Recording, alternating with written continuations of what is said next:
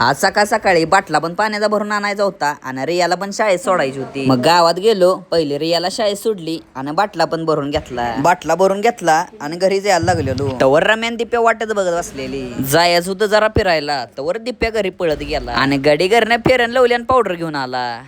Powder घे powder नको मला नाही लागत. गाड्यानं दोन्हीचं पण मिश्रण केलं आणि डायरेक्ट तोंडाला फासलं.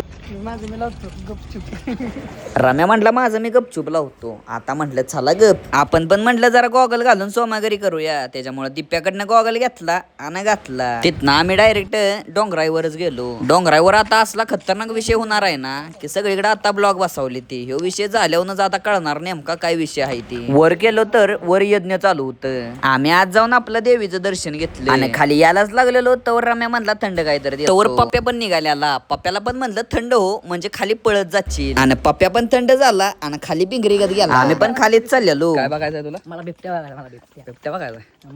अरे दिवसा बिबट्या त्यात राम्यानं दिप्याला खावा डायलॉग टाकला. तिथनं खाली आलो तवर ह्या दोघांचं फोटोशूट चाललेलं. त्या फोटोशूटच्या नादात दिप्या झाडावर जाऊन बसला. त्यांचं फोटोशूट सगळं झालं ना आम्ही आपल्या घरी आलो.